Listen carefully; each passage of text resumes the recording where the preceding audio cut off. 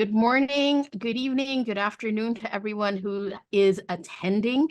Uh, First off, I'd like to start with saying thank you for allowing yourselves to be rescheduled because of my loss of voice for the first time. This was put on your calendars. Thank you for sticking around and deciding to join even after a couple of weeks since it was originally planned. So please, thank you. Thank you for joining us tonight. All right, so in the next hour, I will be walking you through our topic today, which is designing with behavior insight. And that's going to be cut up into 4 sections. The first one was talking about design dilemma and things that are feeling tried but tired. And then part 2 will be talking about simplifying insights, where we talk about insights being intuitive and actionable. 3 will walk you through the cheat sheet to help us get unstuck and get some sticky ideas. And 4, we've only just begun. This is just the start of many other little talks and sessions on insight, on designing community engagement activities that the Hub will be offering in the next couple of months. So next slide, let's begin. Our session target for today is really to introduce an approach for crafting community engagement activities informed by behavior insights. And after all, we are a behavior change organization, and behavior insights sit at the core of what we do. I want to start off with talking about design dilemma that many of us may already face, are facing, have faced. In the Zoom chat box, write down the most recent initiative or project you rolled out for community engagement and behavior adoption. In Fish Forever, we call this CEBA, community engagement and behavior adoption. So let's take a few seconds to write down in the chat box anything that you've done recently for CEBA, regardless of whether you're part of Fish Forever or Lands for Life or any of our different projects here at RARE. And I'll be looking at the chat to see what you guys are typing in. Think about the things. It could be a campaign that you did. So over here, Brandon says, job training in Boston for Shine. Fantastic. I'm so glad that, you mentioned training, because that's what we're trying to talk about a lot more. For example, in Fish Forever, training isn't a separate activity. It is, in fact, a behavior change initiative, because you're actually equipping people to do or demonstrate the behavior. This is great. Thanks, Brandon. Participatory rule appraisal. Iman, that was absolutely Greek to me. Did not understand that. Iman, can you talk about that really quickly? Can you unmute yourself and educate me a little bit? Yes, thank you. So this stage of is a part of data collection before we engage in more designing process. So we need to dig, get and obtain an insight of how the community is doing, the community's characteristic, and that particular method is what we are using now for several years. So things like resource map, and then things like seasons, fishing seasons, and then resources. What fish do they get? Something like that. So in the end, we have data that can be put toward us, and then we use that to formulate how we can better design the campaign materials. More or less, it's like that. Yes. Great. I think that's fantastic, Iman, because that is really a great example of a community engagement that isn't reliant on just a campaign material.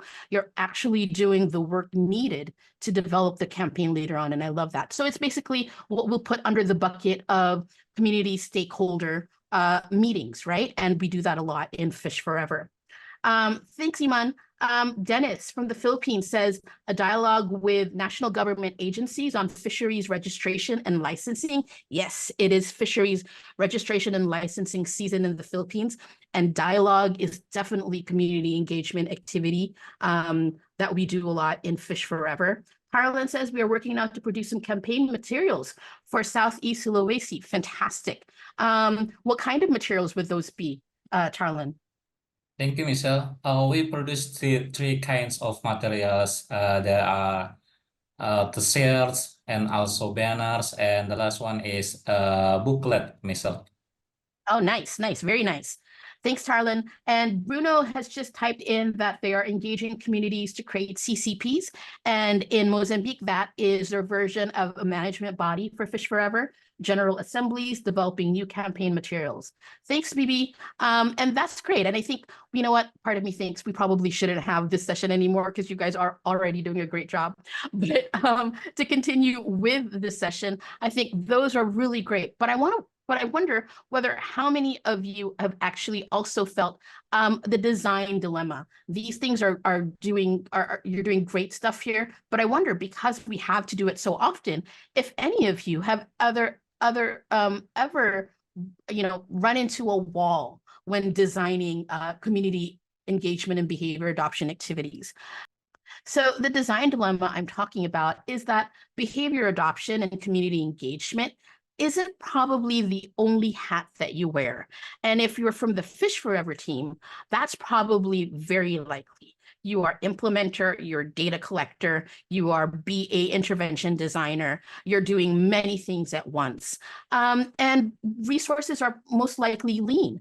And by resources, we mean time, money, energy, and manpower. You're probably also feeling some design fatigue, right? And that's when inspiration starts to run dry. And, Tarlin and Bruno, as you're developing campaign materials, there probably is the temptation to default to your regular posters, billboards, mascot campaign song, right? There's probably a usualness that you end up coming across when you do campaign materials. And there's a lot of activities that you do apart from BA. Another thing that is part of the design dilemma is there's probably a lack of experience for some of you in the audience today.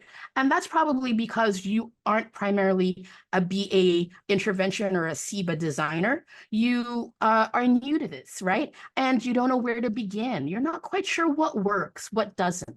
So lack of experience is part of the design dilemma. And the last little bullet we have on this slide is really the tension between experience and innovation. And what I found personally is that as my knowledge increases, my creative freedom declines, right? I start to edit myself a lot more often because I know, wait a minute, that's the problem, that's been done, this is the issue. And I start to limit myself with what I can do.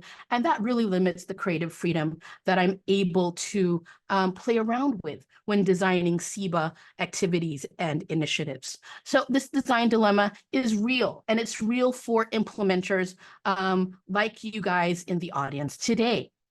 When it comes to the design dilemma, what I've seen throughout RARE and in other organizations I've worked with is that we often fall into the trap of designing with the medium in mind instead of designing with the end in mind. And this session is really about making sure that we are not falling into the trap, right? We're giving you a little bit of tips and tricks to avoid that. And for people in the business of behavior change, a big part of designing with the end in mind is designing with insight. And that becomes really important because a lot of the times, again, because of all the many hats we wear, because of resources, because of fatigue, because of lack of experience, we end up doing the same thing over and over and over again. And we have to ask ourselves, is there anything else we can do? And that is a real dilemma for many people who are doing behavior adoption strategies on the field while doing many other things. So the next portion that I'm going to bring you to is, how do we design with the end in mind? And that really is the core of what we're going to be talking about. It's designing with insight. And we want to be able to simplify insight and remind you that it is both intuitive and it is actionable. So if we move on to the next slide, what exactly is an insight? And I know some of you in this audience today has heard me say this often. Data is not insight. And this is something that is really in my heart. And anyone who has an ear to hear, I will talk their ear off about it. And what we do a lot of the times as implementers is we do a lot of FGDs, and we do a lot of our household surveys, and we gather all this data, and we wonder, well, how is this going to affect how I design my CEBA activities, my community engagement and behavior adoption activities? So the first thing I want you to remember after walking away from this hour is that data is not insight. Repeat that to yourself. Data is not insight. Data is not insight. Next slide, please. And data is not insight. Yay, Ben. Exactly. And, you know, Ben and I have had this conversation a lot in the past year. And, you know, I just want to be able to differentiate for you guys data and insight. So if you look at data, it really is, you know, about providing measurement, while insight is about offering meaning and extracting value. So with data, you have raw unprocessed facts and figures. It could be quantitative, it could be qualitative. It's about what's happening, but not why it's happening. And it lacks context, right? And we have to remember that there is a world happening around the data. And insight, when we talk about it offers meanings and it extracts value, it's really about identifying patterns, relationships, and implications. It helps us understand why. And when we say it's contextualized, it's really about being able to understand what I said earlier. It's understanding what is happening around the data. Insights are not single data points, right? It's a combination of all of these things happening around the data. I used to be in advertising, mainstream advertising and marketing. And I used to sell shampoo, detergent, fast-moving consumer goods in our language. And the next slide really is something I hope all of us can maybe relate to, right? Which is detergent. Everyone uses detergent, right? And for example, the data is more women with children buy laundry detergent. And we also find out through the data that fresh scented variants are more popular than other scents, and the sales of which rise during summer and they decrease during winter. And if I were to draw an insights from this data, it would be women feel that it's a reflection on them when their children's clothes smell fresh, especially during a season where kids' summer activities and result in sweatier and dirtier clothes, right? So that's a really quick and dirty example of how I'd like us to be able to think about the difference between data and insight, okay? And I offer up a personal definition of what insight is. Insight is the distillation of data into resonant and fundamental truths about people's behavior. And this becomes really critical to understand because it emphasizes the transformation of data into deeper understanding or truth about human behavior. And as behavior change designers, that's why we need data. The use of resonant and fundamental truth in the definition suggests that insights have a broad applicability and significance. It transcends individual data points to reveal overarching patterns or principles, right? And the definition conveys that the concept of insight as the meaningful interpretation and distillation of data into valuable knowledge that we can act upon as designers. And so I want to be able to establish that as the working definition for insight for the next couple of minutes that we're together. Now, insight has many attributes. On the next slide, we have two that we want to focus on. So insight is both intuitive, and what I mean by that is when done right, it feels like an aha moment, right? It could possibly arise from your deep understanding about a subject matter or a target market. So in a sense, drawing insight is also about how well you know your audience. How well do you understand what makes them tick? And then the other one is that insight has to be actionable. It should lead us down a path of opportunity to drive change.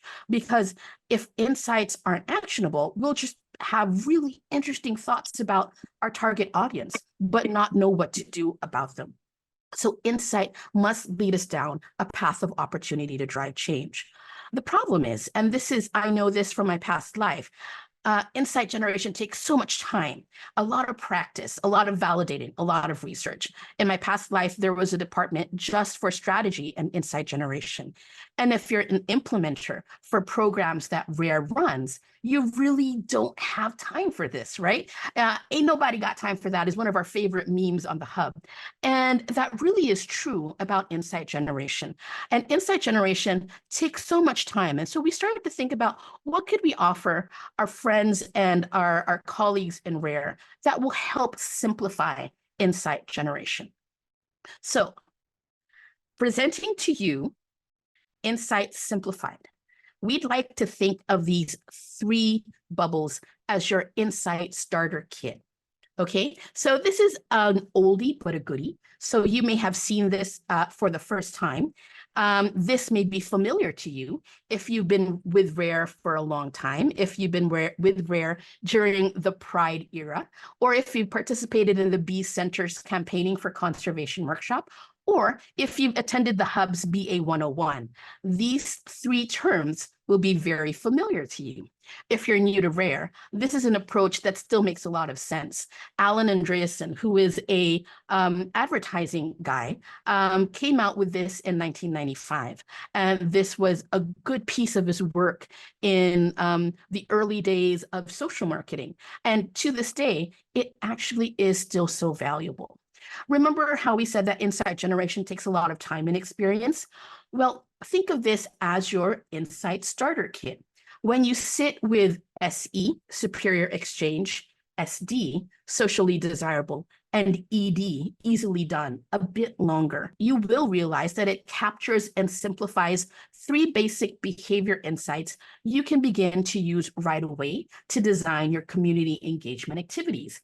Now, I'm going to walk you through it very quickly, but also reading on the chat, Tony is saying that opinions are also intuitive and actionable, but not always correct. I think it's important to distinguish insight and opinion. That's a really good point, Tony. I suggest that data, when analyzed well, is very important to distinguish between opinions and facts. Thanks, Tony. That's really helpful for us to remember, especially if you are new or maybe inexperienced with looking at data and starting to interpret it, right? And data will, of course, definitely give us facts.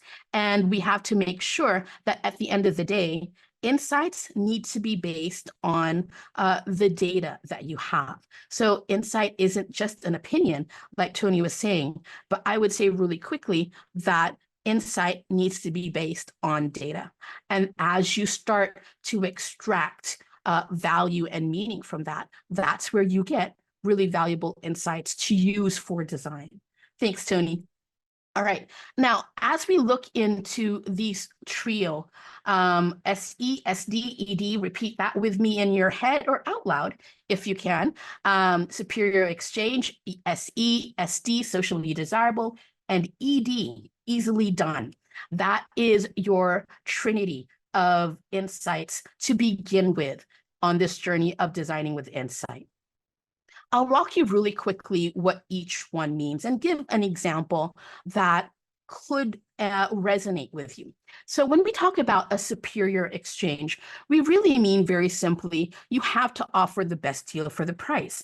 And if you see the orange text right under the blue bubble, if I were to rewrite this as an insight statement, it would be as straightforward as everyone wants a good deal. Superior exchange, that little approach can be distilled into an insight. Everyone wants a good deal. If people feel they're getting large benefits at a small cost, it's clearly worth it for them to change, right? Or if the cost of giving up the old behavior is big, right? It costs a lot in terms of time, effort, manpower, energy. The superior exchange must then make the cost worth it, right? Whether actual or perceived. So an example of this is, before I joined the Fish Forever team, I was part of a wildlife trafficking project. I worked in a protected area in the Philippines called Mount Matutom in a village called Quinilis with the Blaan tribe. And the Blaan tribe farmed civet coffee. And that is actually, for those of you who are having your morning coffee, I'm sorry if this turns you off a little bit, it's that expensive coffee made from the poop of civet cats. For our Indonesian friends, it's kape luwak, right? And it's really expensive. It goes up to $80, 80 US dollars a cup. And so when I was working with the tribe, they had started to cage civet cats. Of course, that gives rise to a lot of problems, right? We worked on a campaign for cruelty-free civet coffee. So what happened was the superior exchange we had offered was in exchange for letting civet cats remain uncaged, the tribe was given training and equipment on how to better process their civet coffee.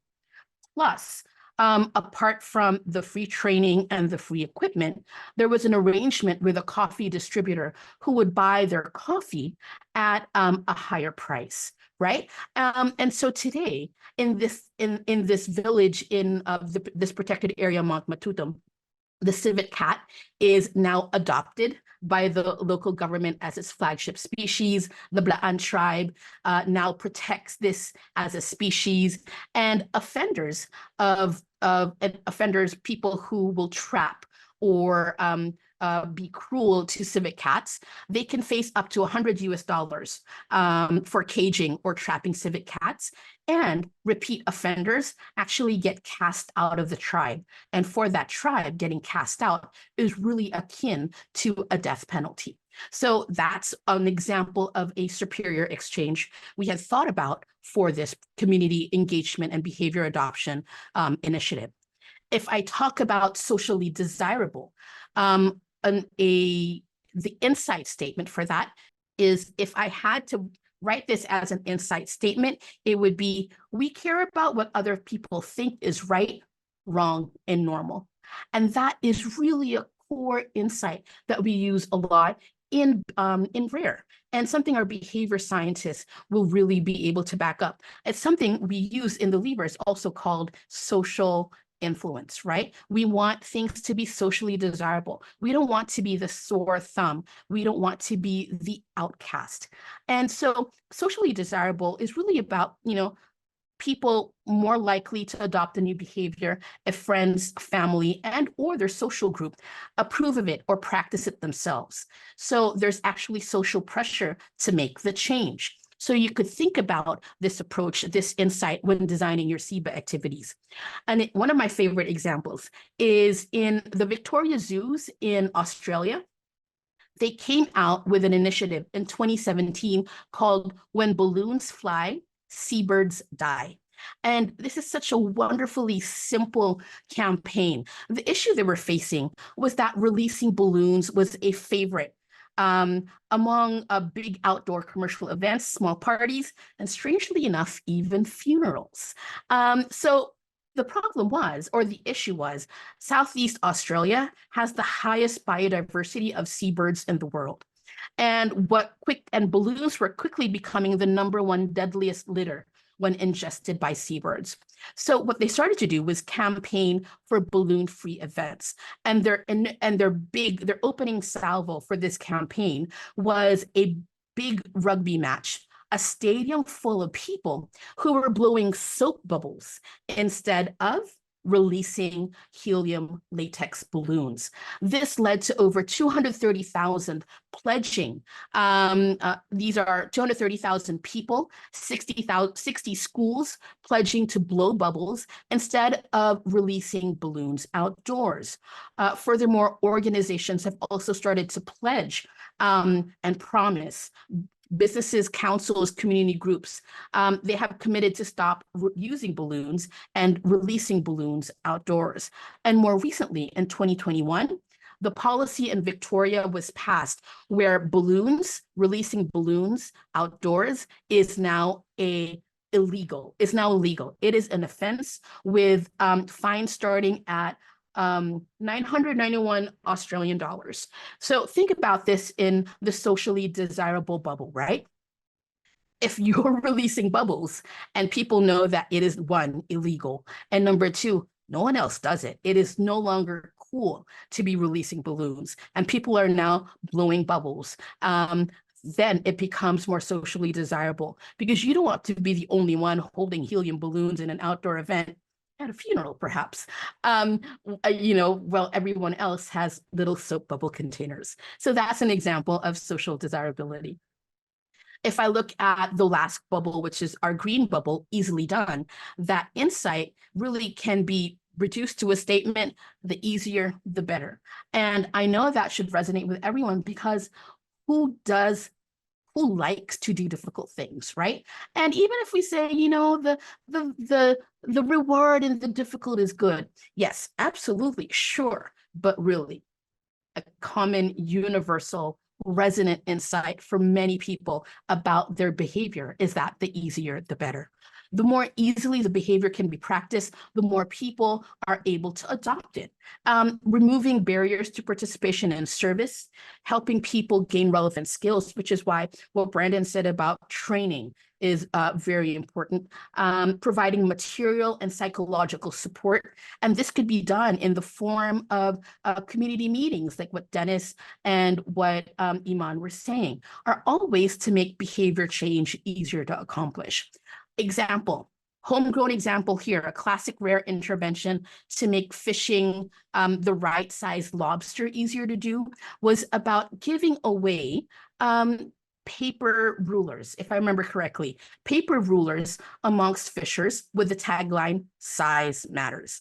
And you can see this in a lot of rare literature. And this was such a hit, right? I mean, number one, the tagline, the fishers thought that was really funny. So that helped. But also, it was a simple thing to do that made the job of making sure they have the right size lobster before selling. And that was just providing a ruler that made sure it identified this is the right size for your lobster before selling it. So again, this three-pronged approach is straightforward. And if we have to capture it into an insight, into several insight statements, it would be: everyone wants a good deal. We care about what other people think is right, wrong, and normal. And for ED, easily done, the easier, the better. And so if we look at how do we now make these insights actionable, let's move on to the next slide. An insight should be actionable, showing opportunities to drive change. Please remember that. And Alan Andreasen has given us some tips on how to make this more actionable. So if we look at increasing benefits, it's really about making the new behavior more desirable by adding benefits, right? Or very similar to what happened in Mount Matutum with the Civet Cat coffee. It's about changing perceptions about the benefits.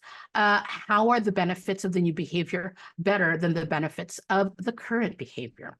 If we want to be able to decrease, if you want to be able to also use SE, superior in exchange, SD, socially desirable and easily done, an actionable way to go about it is really to decrease costs.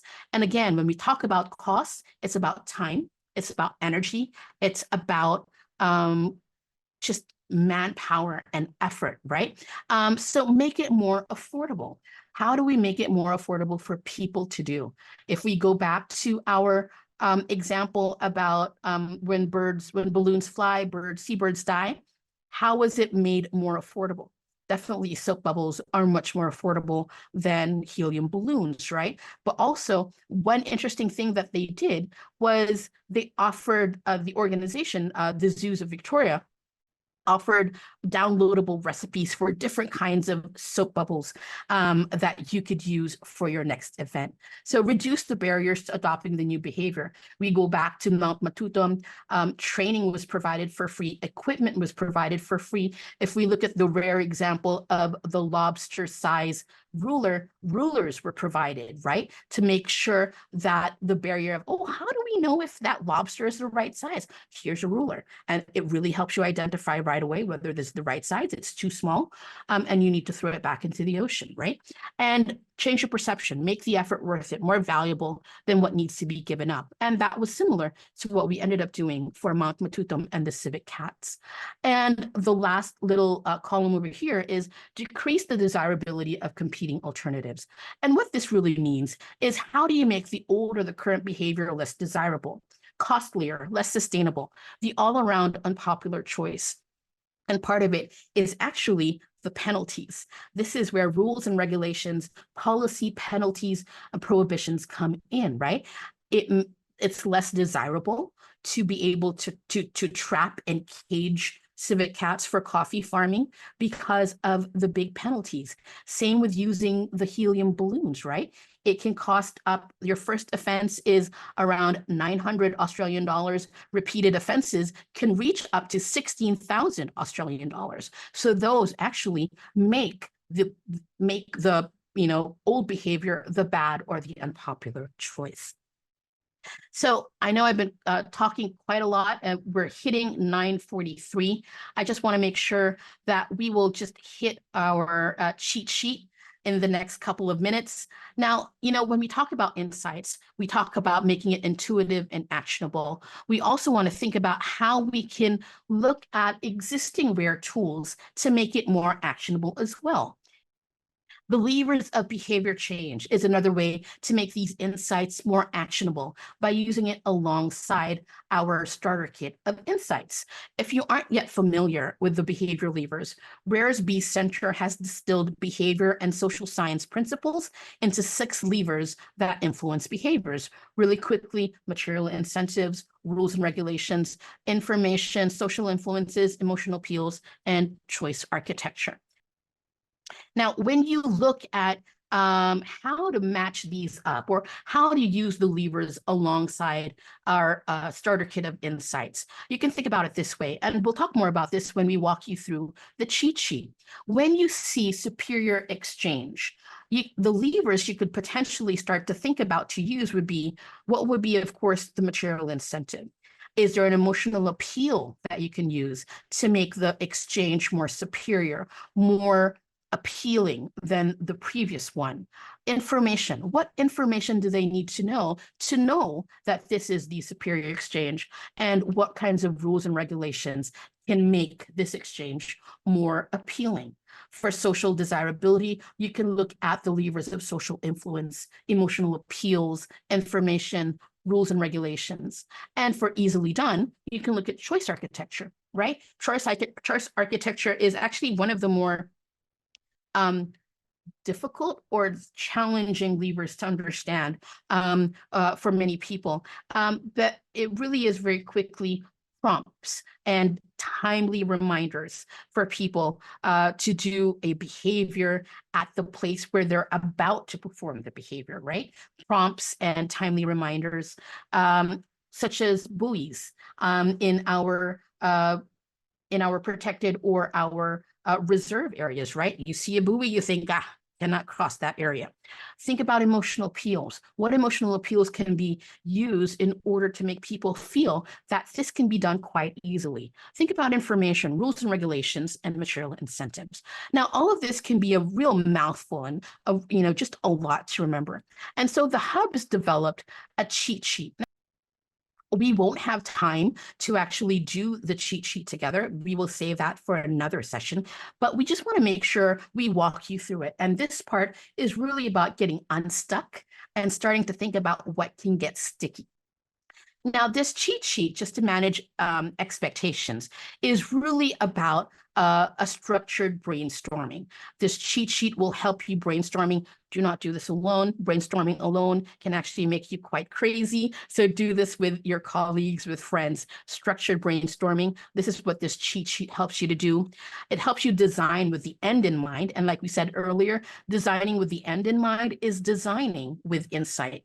It helps you discover opportunities and to innovate, really to unstuck yourself. If you keep on finding out that your campaign interventions, your community engagement and behavior adoption tactics are really falling into the category of another poster, another t-shirt, another, community radio ad, right? And you're feeling stuck, this hopefully will help you get unstuck. And lastly, it really will help you come up with a good media mix plus good behavior lever mix. And it's about really coming up with stickier ideas. And for you who are not familiar, a media mix is really a combination of all the communication channels you can use to meet your goals or to get the desired behavior across in an appealing, popular way, right? This may include everything from social media to email, billboards, and other types of printed collaterals. Again, of course, you need to understand what channels your audience is constantly using and are most familiar with and have access to before you come up with a good media mix. But now we are going to share with you the cheat sheet and we will walk you through it.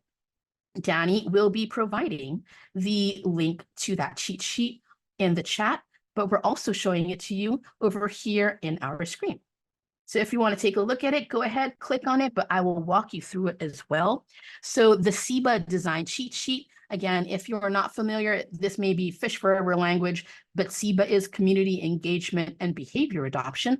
And our, first few things you need to fill up is really understanding what target behavior are you going for? And number two, what is the current behavior that your target audience is doing? And then we start to look into our 3 starter kit insights and using that alongside our behavior levers from the B Center. Now, if we look at the first bucket of over here in our cheat sheet, we talk about superior in exchange. And what is superior in exchange? Again, it is everyone likes a good deal. What benefits can your initiative include that will make doing the target behavior better, more worthwhile, more desirable than the current behavior? And really, the rest is really just a checklist and a space to put some of your ideas during the structured brainstorming. So material incentive. Is there a material incentive you have the resources to offer that can be part of making your activity or your behavior much more superior in exchange, right? Is there an emotional appeal? Is this information? Is there rules and regulations? Is there something else? Are the 2 other remaining levers something you can use? And then right in the column where you talk about an element to include in your initiative, that's when you start to say, you know what? Based on the data, it seems like they like getting things for everyone loves getting things for free, but specifically they're looking for an alternative to what they can use versus, trapping or caging civet cats, right? So think about the material incentive that would really be popular with your target audience. For us, it became training. It became also making sure that they got a higher price for their coffee. And that was a big superior exchange that we had found out and decided to include in our intervention for Mount Matuto. Now, if you scroll down a little further, the next bucket is about social desirability. And the key question here, and just to remind you, social desirability is about what exactly? It is about what we care about, what other people think is right, wrong, and quote unquote normal, right?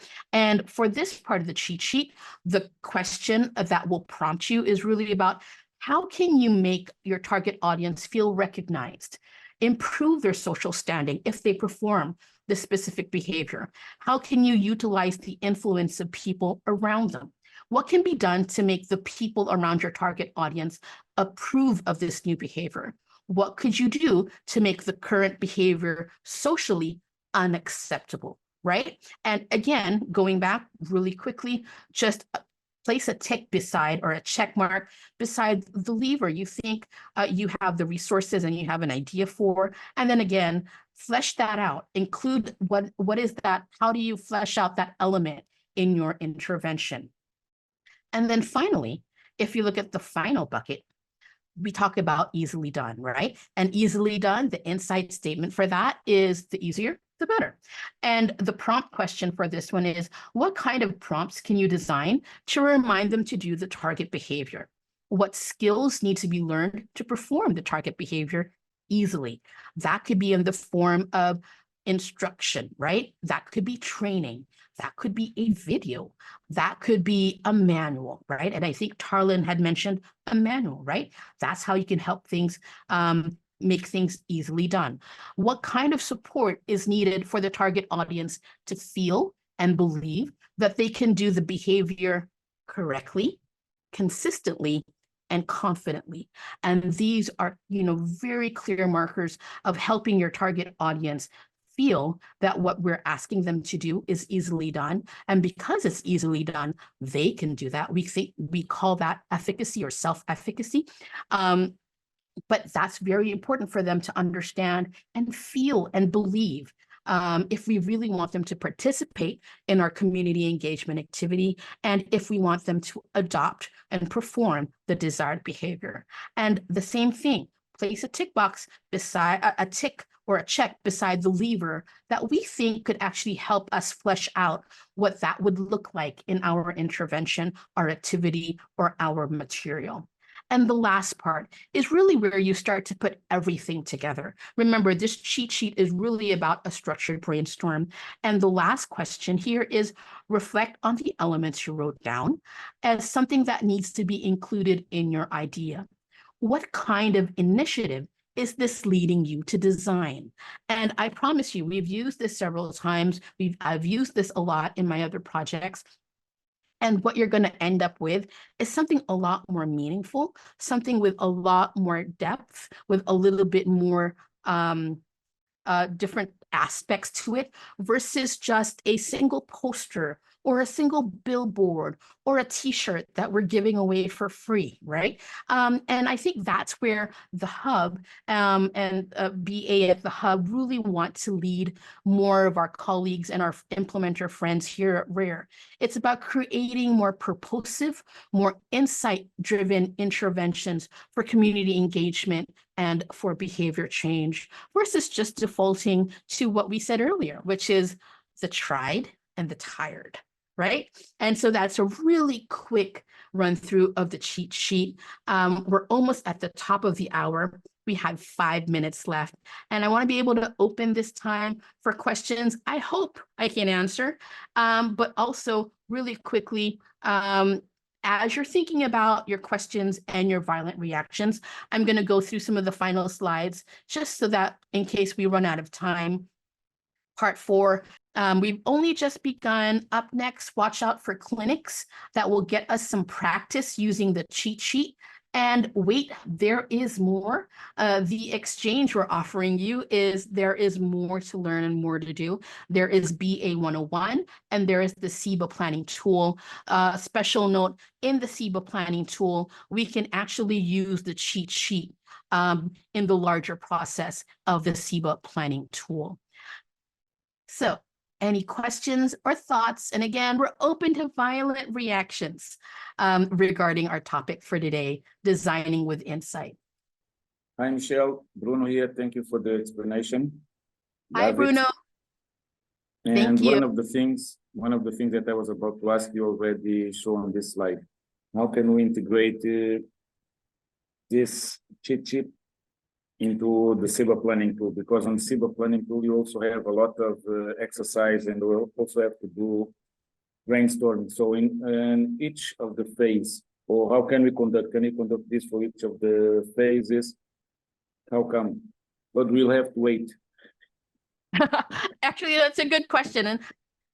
And I think for everyone else, Bruno and the Mozambique team is a little bit advanced compared to the other fish forever country teams, because they have started to use the SIBA planning tool. And the SIBA planning tool actually integrates behavior change pathways that the B Center behavior scientists have helped us put together. We used to call them psychosocial theories of change or psychosocial states, but now they're really called behavior change pathways.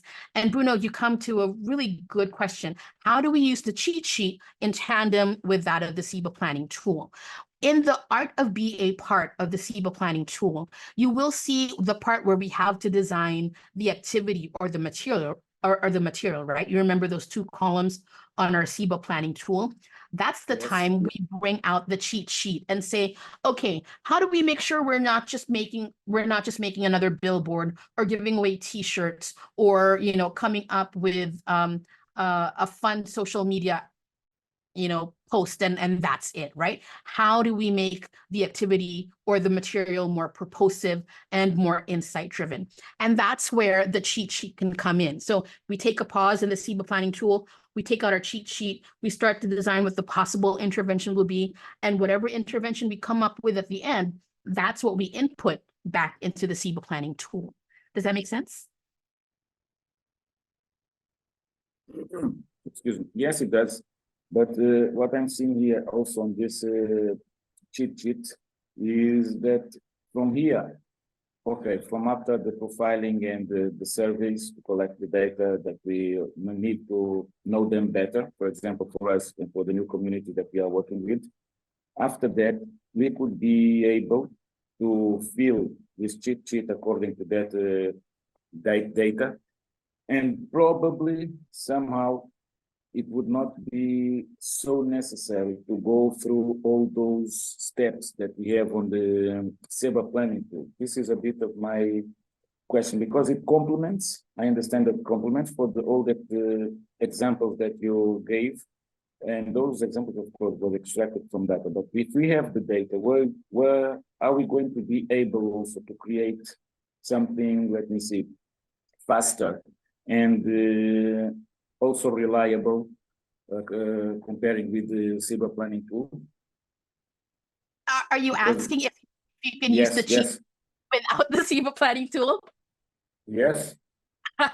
Well, I will have to say it is not advisable. We still want you to use the SIBA planning tool because within the SIBA planning tool, there are other insights, right? There are other insights we can use in designing more purposive, more actionable types of materials, right? So the cheat sheet is really complementary to the SIBA planning tool, but I would say right now that the SIBA planning tool, especially for Fish Forever, is really something we need to be able to use more often and use consistently in order to develop more behavior-driven, insight-driven activities and materials. So I would say the cheat sheet is good. It could probably stand alone if you don't have the benefit of the SIBA planning tool with the behavior change pathways, which were designed primarily with Fish Forever in mind. Does that help? Yes, yes, helps. Thank you. All right, thanks, Bruno. All right, I see Tarlin has raised his hand. Yes, Tarlin. Hi, Michelle. Thank you. Michelle, for me, for me personally, I think the most difficult one in designing materials campaign, especially in South Sulawesi, is to design or to develop the key message, not only to develop or to determine the campaign materials, but also to determine or to develop the key message. Is it the cheat sheet can help us to develop the key message also, Michelle? Oh, you know what? I think that is, it's something I haven't really thought about or have tried, but I actually think you're onto something there, Tarlin. When developing key messages, and I know Harry had mentioned this in the past, how do we come up with key messages that are really targeted, that are really resonant for our target audience? So number one, I'd like to let you know that we are looking into developing that resource, right? Specifically for Fish Forever as well. Number two, can you use the cheat sheet? I think yes, it is definitely worth a try, because when you look at the different, because when you think about a superior exchange, and you have to create a message of what could I tell people? What could be the guiding or the key message to make them understand, feel, and believe that this is a superior exchange? When framed that way, definitely you can use your insight starter kit for those questions, for developing key messages as well. And I think that's something we will include when we do our clinic